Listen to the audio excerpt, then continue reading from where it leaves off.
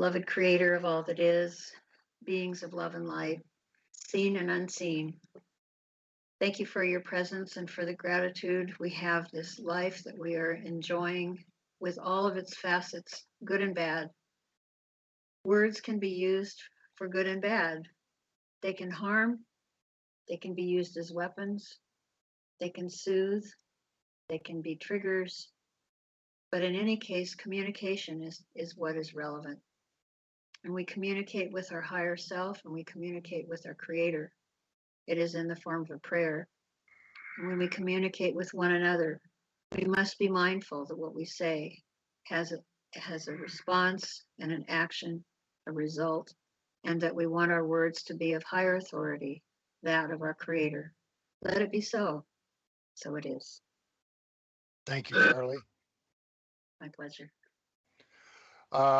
My name's Ron Vroman. I'm the old white man talking head for the Oregon Statewide General Assembly. With me is Charlie White. She's our boss. She just returned from Anaheim, where they had a meeting with the Truth Tour, and she's going to give us a report with Cynthia on that soon. Today, we're talking about words again. I just saw a YouTube, and I dropped it on chat for William from Jen West, the Liberty Lion, and she's really good. I don't agree with her all the time, but that's fine. She's really good. And she was talking about words and the Constitution and what they mean. And I'm going to get William to show a map from her video and some words that have no definition until they have context. And that's true with a lot of words. So I'd like to go over some general words without exact definitions or exact meanings that we find in the Constitution. When used alone, these words are without specific meaning, but within context, they have been given meaning. So the words used in the Constitution, taken out of the context in which they're used, words that have no exact meaning are words such as we, people, tranquility, general, welfare, justice, defense, blessings, liberty, common, powers, tax, consent, supreme, inferior, state, several, each, free, and so on and so forth. The Constitution gives some context to the words, but not a whole lot. We know that the founders' ideas placed within the document are vastly different from those of the political propaganda machine, which appears to have begun to alter the common person's perception of the meanings of the words since around the 1830s. Whether they had a benevolent purpose or purposes is not known, to me anyway, but I find that generally liars and deceivers do not have benevolent intentions, which is why it is necessary to lie and deceive. So what I'm saying here is that the context of the Constitution over time has changed through a propaganda machine. So Wendell Johnson in his books says, quote, Justin Pilate asks, quote, what is truth? If we recognize that the word truth has no actual, specific, and direct meaning, we realize that asking what is truth is a foolish question because it cannot be answered. It is nonsense. But one of the main things I want to talk about right now is the words that make up the names of the two entities that we know we have. And that's the United States of America, and that was named and styled in the Confederation and Perpetual Union's Uh, boy, when those words don't come, articles. People call it Articles of Confederation, and it's not. It's the Confederation and Perpetual Unions with an apostrophe S article. It's the articles that make that organization run. And that organization named itself the United States of America. That's with the capital T, upper and lower case, and a small o for of. That's the name. Anything else is wrong. If you see a small t on the United States of America, that's not us. If you see United States of America, that's not us. If you see United States, that's the entity invented by, created by the members in the Congress assembled from all of the several states. They're the ones that invented the Constitution, and they're the ones that invented the United States, which is a government service company. I recently saw a document given over as a template to use, and I dropped a bit in the chat for William to show also. And they use the United States, the United States of America, and they talk about Constitution of and Constitution for, and they use all the words incorrectly. And I don't know why, but they do. And when they do, they muddy the waters, and there's no reason for it. If your name is Charlie White, then your name's Charlie White. If I call you something else, you can answer or not. You can think it is you or not, but it's not your name. The all cap version of Charlie White is not Charlie White's name. That's somebody else's identification for her. Words have meanings, they really do. So, this document that they gave to use as a template misidentified. That's misinformation. They misidentified the United States of America. Now, the United States of America with the proper capitalization is 33 states. That's all that ever made it into the United States of America. Everything after that is fiction, color of law. It's the truth. You can look it up. They hide it, but it's still true. When you, and I gave this to William too, when you type in Constitution of and Constitution for the United States, you find out that they like to use them interchangeably, but they're different. They're two different things. You have to use the proper name and the proper nomenclature for what it is you're trying to define. When we do our documents recently, we knew it and didn't do it, and did a lot of documents where we left out the phrase, we define the words we use. And that was an error on our part. And we corrected the error. That's just exactly what you do. People make them and people correct them. So we corrected it. We do define the words we use. Just like Jen was saying in her document that she had on YouTube. All of these words, and she's got a string of them, have no definition until they have context. And all the words in the Constitution have context. They're all used in a specific manner. We have Bouvier's dictionary that they say to use when you want to define words in the Constitution. So that's not difficult. So when we read what's actually there, and not try to do a lot of interpreting and imagining, we get a pretty close look at what they thought and what they wrote. Now, you have to remember also that a very small percentage of us really wanted to have a revolution and leave the the family of the king and leave their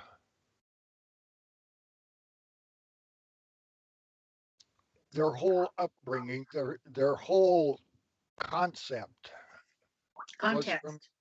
Their whole yes context. Yeah. was from Europe, and they were all inculcated with royalty and nobility and all of that. And very few really wanted to take it to guns and do away with the king. I, Ron Vroman, I have two, a father and son, that fought for New York in the Revolution. There's not many people around that can say that. I got skin in this game. And I'm really upset when people want to argue over things that are incontrovertible. You have an incontrovertible fact looking you right in the eye. And then you say, well, that's not true, or that doesn't make anything, or so what, you did so and divert the whole conversation. That's where we are in most of what's going on. We've got people that are up in arms because of the things other people say, and I'm one of them. I get right in there when people start talking about the things that I hold near and dear. And what I hold near and dear is returning Oregon to a constitutional Republican form of government. A lot of people that are on other states are thinking and doing about their state. And if their state's a territory and they don't want it to be a territory because they want to believe the de facto made Idaho a state, they can't. The de facto cannot do anything lawfully and have not been able to do anything lawfully since March 1861. Anything else is bullshit. That's Yes. all there is to it. Then those parties inside those territories, they have to go and find the rules to make themselves a government inside of a territory, and then to be recognized by Congress of the United States of America, recognize them as something that potentially could be a state. And once that happens, I think it's 6,000 people or something. They have to get together, assemble, and then they have authorization to create a permanent constitution for their state, define the borders of their territory that's going to become the state. There's all kinds of rules that they have to follow. They've never gone through these things. They think that they have, but they did it to um a side corporation somewhere that doesn't have anything to do with the United States of America. And that's what Exactly. people today don't understand, that it was not done right the first time. And if it wasn't done right the first time, you gotta go do it. Again, yes. So, what we're looking at right now, today, is Oregon is this close to flipping Oregon back into a constitutional Republican form of government. Many of us believe that nullification is the way. Jefferson, a whole bunch of them, said when the government does wrong, nullify them. And that's what we're doing. If you are illegitimate and illegal, such as Kate Brown, such as the Oregon legislature, she ordered the Oregon legislature to meet January, what was it, the 21st? You were there with us, William. In fact, you got mustard sprayed or whatever the hell it was. Anyhow, on that day, she called the legislature into session without Oregonians in the building. We were locked out. We were outside. They broke their oath. All of them. That's it. There is no second chance. You take an oath to uphold the Constitution and Oregon's Constitution, and you don't do it. You break your oath, you have no honor, and you're gone. Now, that's the situation that we're in. And three of those people that have been convicted, uh, Christina Christine Drozen, Drazen, Christine Drazen, Drazen, Betsy Johnson, Tina Kotek. Those are yes, the three front runners. all three of them were members of the Oregon legislature when Kate Brown called them into session, and they went into session, except for one. Mike Neerman. Yeah. So, anyhow, I've met Mike. I don't care much for him. He's a politician. Richard and I had coffee with him several years ago in Salem, but he opened the door. Accounts, He was also words kicked count. out. Yeah, he Yeah, was also kicked out of the legislature for that very reason. And he's the only one who was with the people on that day. absolutely. So, how do we deal with this? We have found them guilty. We have formed a grand jury and done our job. We have formed an Article 3, Amendment 7 uh, civilian court of record and tried them. I think if we just look them in the eye and stare them down, they'll fall apart because every time we push, they give. We push and they fall apart. We push and there's nothing there. Right. And I think that's what we have to do is to keep pushing. And recently I saw a guy, he's got a large following, and he said, "Oh no, don't do that. Don't go up against them. Don't cause trouble. That's not the way to do it. You don't go up against them."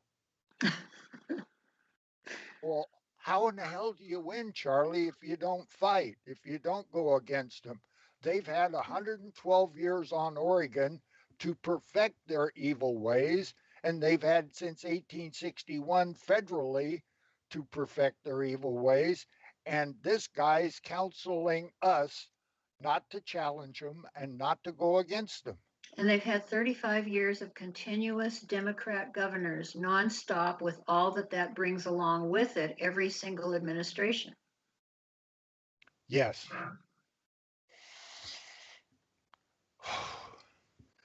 And Our I get people all been upset.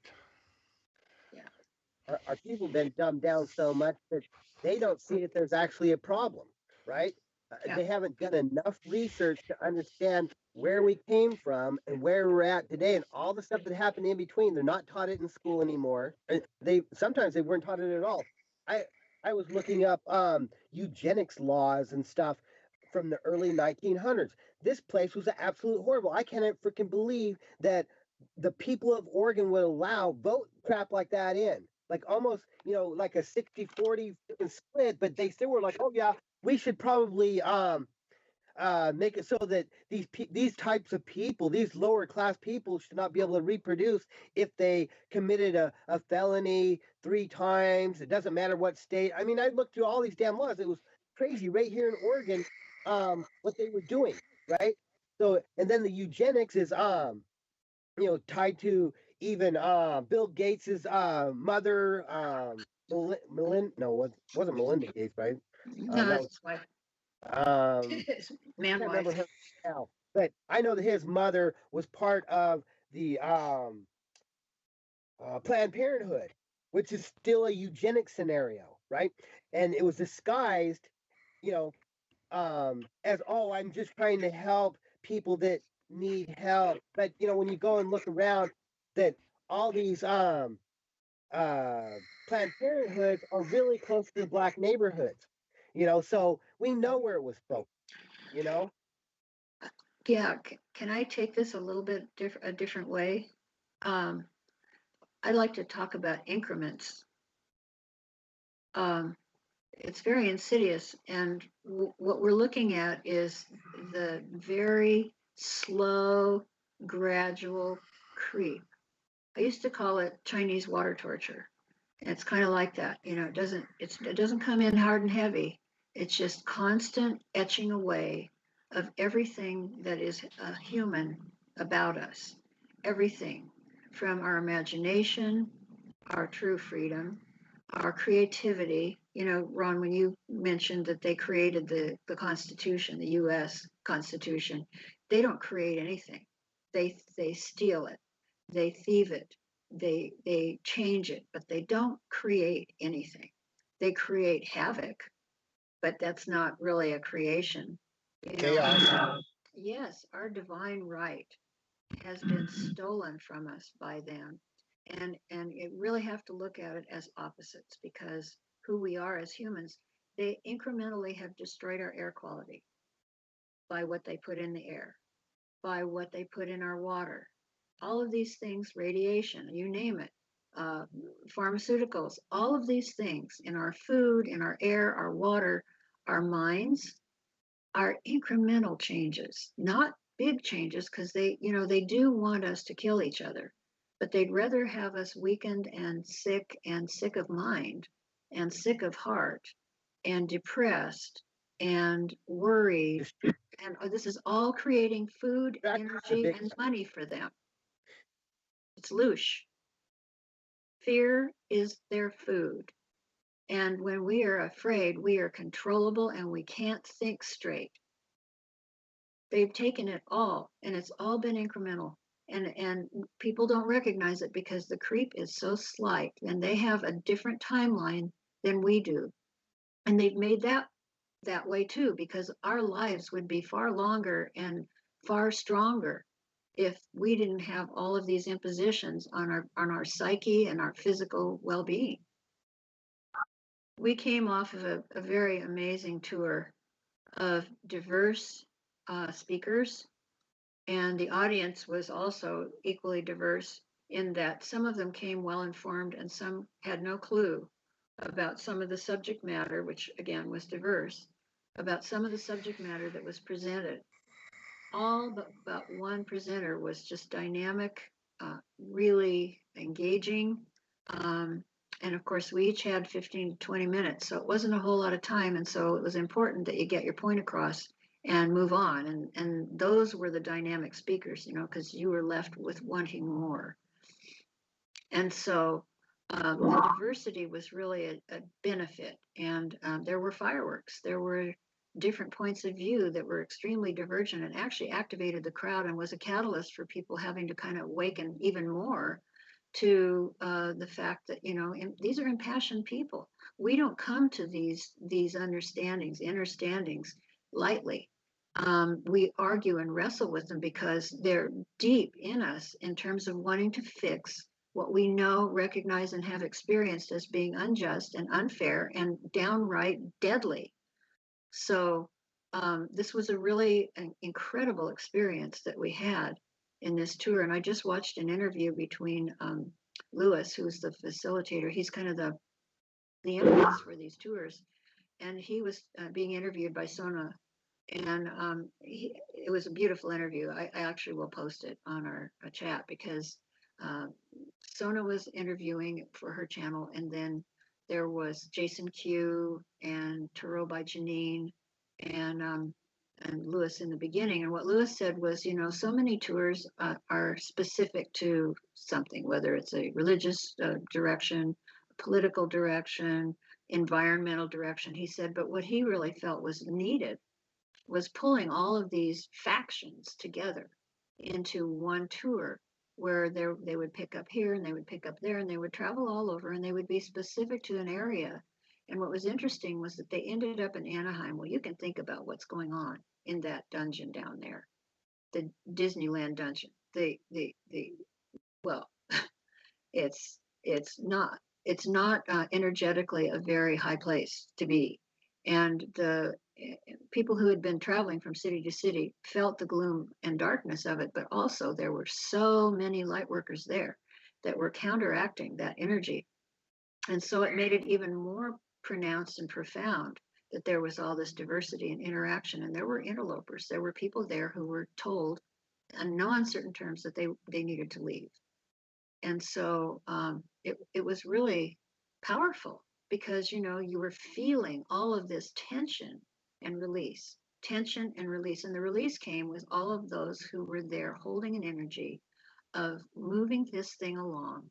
Whether we agreed with one presenter or the other, it didn't matter. We were there for a reason, for a purpose, to be able to express what it is we wanted to be shared on a platform that was allowing us to speak freely for 20 minutes or 15 minutes, or if you went over your time and you took someone else's time, it pissed me off.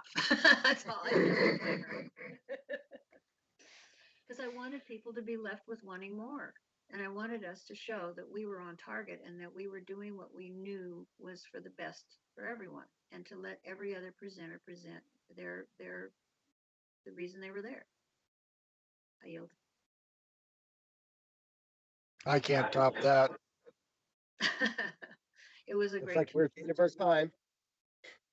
I was so glad to be there, and thank you, our dear assembly, for providing the opportunity for us to speak on our behalf, because it was very powerful, and we had such a good feedback from people who want to do the same thing we're doing on their state. Thanks for stepping up to go ahead and go do that. Yes. Absolutely. Yeah, we knew it was purposeful. We knew that it was an opportunity. I was a little nervous about it on one hand, but on the other hand, you know, once you're there and you get into it, it was like, I would like to speak longer and more. But we got our message across, and I know that we changed people's thoughts and minds in terms of being able to actually do something. We really did. We engaged. Good. Yeah, thanks, guys.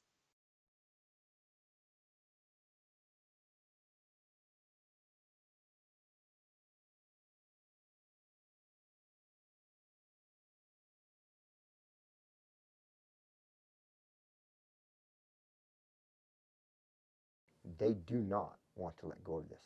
They do not intend on losing here. And we do not intend giving it back to them. And then the bullets started flying. Then he jumps out of the car, and he's got both his hands up. And he got out of the car, and he had his hands in the air. He's like, "Just shoot me, then. This is what you want to shoot me." And they did. They shot him dead with his hands in the air. And I saw it.